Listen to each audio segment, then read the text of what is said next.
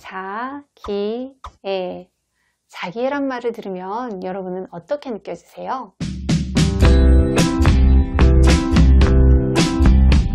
안녕하세요. 상담심리사 뽀유예요.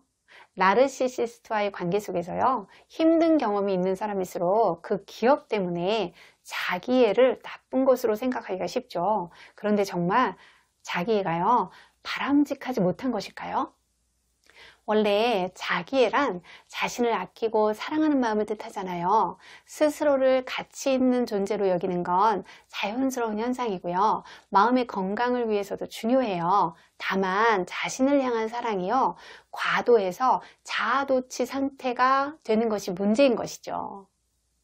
자기애를 연속적인 스펙트럼 선상에서 놓고 보면요, 4가지로 나눌 수가 있어요.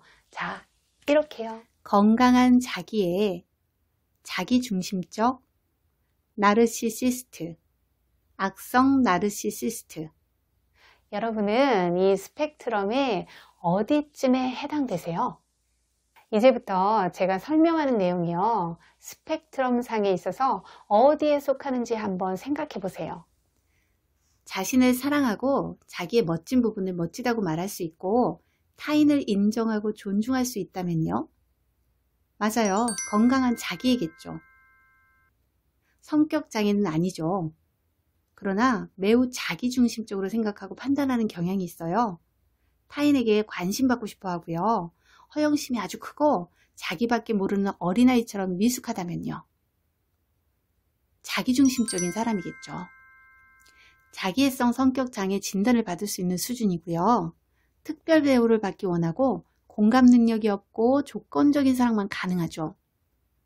여러분이 짐작하시는 것처럼 나르시시스트죠. 조건적인 사랑조차 불가능해요. 사이코패스와 차이점을 찾기 어려울 만큼 타인에게 큰 고통과 당혹감을 주죠. 상대에게 상처를 주면서 자신의 영향력을 확인하기 때문에요. 타인을 괴롭히는 것을 즐기기까지 해요. 누가 그렇죠? 맞아요. 악성 나르시시스트들이요. 일반적으로 나르시시스트들은요, 자기를 성찰할 능력이 없기 때문에 점점 더 스펙트럼의 오른쪽으로 이동을 하면서요, 사람들에게 상처를 줄 가능성이 커요. 이제부터는 스펙트럼의 가운데 부분을 기준으로 건강한 자기애와 나르시시스트의 자기애를 한번 비교해 볼게요. 건강한 자기애자들은요, 모든 일에 더 참신하고 효율적인 방법을 찾으려고 해요. 반면에 나르시시스트들은요, 항상 익숙한 방법만을 고집하죠. 건강한 자기를 가진 사람들은요, 자신의 욕구를 충족시키기 위해서요, 기다릴 줄 알아요. 하지만 나르시시스트들은요, 즉시 자기의 욕구가 충족되길 원하죠. 그래서요, 상대방의 스케줄에 상관없이 당장 만나자고 떼를 쓰곤 해요. 건강한 자기애자들은요, 자신의 과거와 현재를 기꺼이 책임지려고 해요. 그런데 나르시시스트들은요, 자신의 잘못이나 과오를 절대 인정하지 않고요, 남을 탓하죠. 건강한 자기를 가진 사람들은요, 인간관계의 중요성을 잘 알기 때문에 인간관계를 잘 맺는 편이에요. 그러나 나르시시스트들은요, 의미 있는 인간관계를 잘 맺지도, 그리고 잘 유지하지도 못해요. 그들은요, 상대가 자기에게 무엇을 해줄 수 있느냐를 기준으로 애인이나 친구를 선택해요. 오로지 자기에 대해서만 관심이 있어서 그래요. 예를 들어서 어떤 화가가 모임에서 지인을 만나서 이야기를 했어요. 그 이야기의 대부분의 중심 소재는 자기 자신에 관한 것이었거든요. 한참 동안을 이렇게 자기 자신에 대해서 이야기를 하다가 화가가요, 이제 내 얘기는 좀 그만하고 당신 얘기를 좀 해봅시다 라고 했어요. 그때 상대방이 막 이야기를 시작하려고 하자 화가가 다시 확 끼어들면서 얼마 전에 제 전시회 열렸었는데 오셨었나요? 라고 물었어요. 이 말의 속뜻은 뭘까요?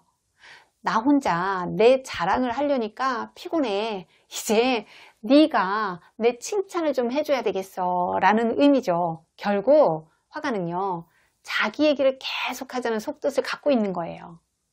건강한 자기애를 가진 사람들은요, 다양한 넓이와 깊이로 감정을 느끼고 표현할 수 있어요. 하지만 나르시시스트들은요, 감정의 폭이 제한적이고요, 깊이도 매우 얕아요. 그래서 그들은요, 행복이나 기쁨이란 단어를 말을 할 수는 있어요. 그런데 실제로 행복이나 기쁨을 경험하기는 어려워요. 건강한 자기애자들은요, 어디까지가 나고 어디서부터가 남인지를 알아요. 그래서요, 타인의 경계를 존중하는 동시에 자신의 경계도 존중받고 싶어 해요. 반면에요, 나르시시스트들은요, 타인의 경계라는 개념이 그들의 머릿속에는 아예 없어요. 부모가 이런 경우라면요, 그 자녀는요, 한 개인으로서의 자신의 경계를 유지하는 것과 자식으로서 부모의 요구에 순종하는 것 사이에서 아주 아슬아슬한 줄타기를 해야 돼요. 공감은 상대의 입장이 되어서요, 그 상황에서 상대가 어떻게 느낄지를 아는 능력이에요.